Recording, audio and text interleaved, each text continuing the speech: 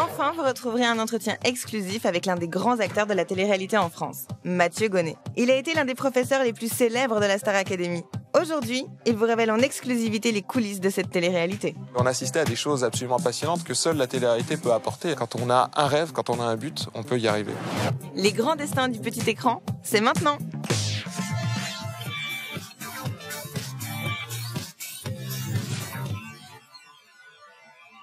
Il est maintenant temps de retrouver l'un des grands témoins de la télé-réalité en France. Répétiteur, chef d'orchestre, directeur musical, pianiste ou encore juré, il a tout fait. C'est un personnage incontournable de l'aventure Star Academy qui a vécu au plus près de ses élèves.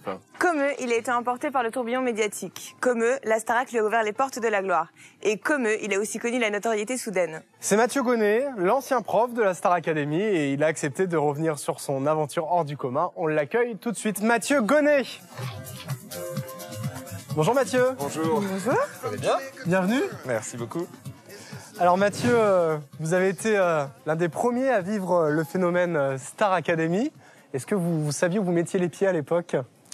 Pas du tout. Je n'avais pas regardé d'autres émissions de télé-réalité. Il n'y en avait eu qu'une seule avant, c'était le Loft. Moi, je ne l'avais pas regardé. Je ne connaissais pas du tout. Et en plus, à l'époque, je m'habillais comme un ermite. Je ne regardais pas la télé. Je ne faisais que de la musique en studio. Je ressemblais à rien. Enfin, c'est pas que je ressemble à quelque chose aujourd'hui, hein, mais encore moins, donc vous imaginez. Et effectivement, d'un seul coup, j'ai vu les caméras, machin. Enfin, c'était complètement autre chose. Et puis, l'aventure était absolument passionnante. Mais que ça soit au niveau de la production, au niveau des professeurs, au niveau de ce qui s'y passait, tout se crée au jour le jour. Ils veulent la célébrité, ils rêvent de succès, ils attendent la gloire, ils sont 16 à vouloir devenir stars. Travail, rigueur, précision, sous vos yeux, ils vont devoir tout donner. De quelle manière les élèves ont changé au fur et à mesure des années ?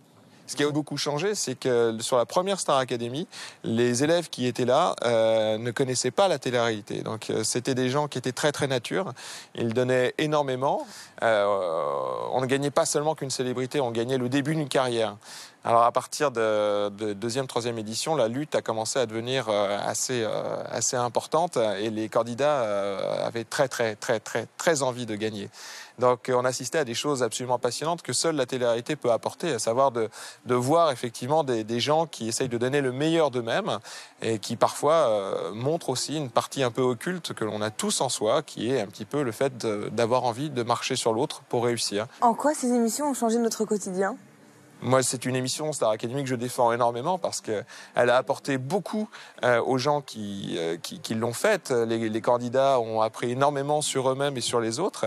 Mais je crois que ça a apporté aussi beaucoup de valeurs très très positives aux téléspectateurs, à savoir que si on bosse, on y arrive. Si on reste naturel, on donne une bonne image de soi. C'est des valeurs qui paraissent un petit peu cucu, mais je crois qu'elles sont assez fondamentales.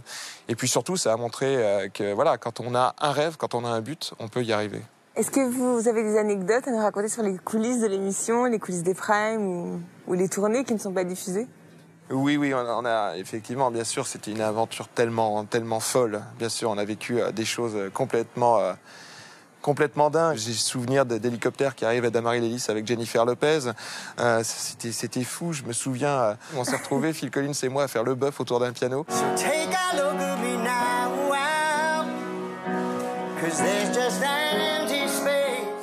Des histoires comme ça, il y en a 15 000. C'est des moments uniques et c'est des souvenirs que je garderai toute ma vie. Quel a été votre meilleur souvenir ? Le meilleur souvenir va être difficile à sortir du lot. 7 ans avec 4 mois de château plus 6 mois de tournée derrière, c'est une aventure tellement longue et tellement merveilleuse qu'en sortir un seul, ça serait difficile. Néanmoins, pour ne pas vous faire une réponse de Normand, si je devais en garder qu'un seul, ça serait certainement la victoire de Grégory Lemarchal, la 4e année, où bien qu'on se doutait qu'il gagnerait certainement cette édition, au moment où Nikos annonce qu'il a gagné, on a tous eu les poils qui se levaient. On était très heureux pour lui et même Lucie qui était finaliste avec lui, tout le monde était très heureux. C'est un moment très très fort. Et s'il nous regarde, je lui fais plein de bisous. Je sais qu'il nous regarde.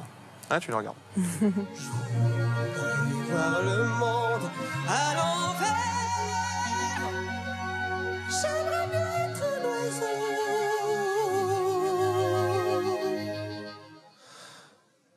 Dodo l'enfant. Dodo.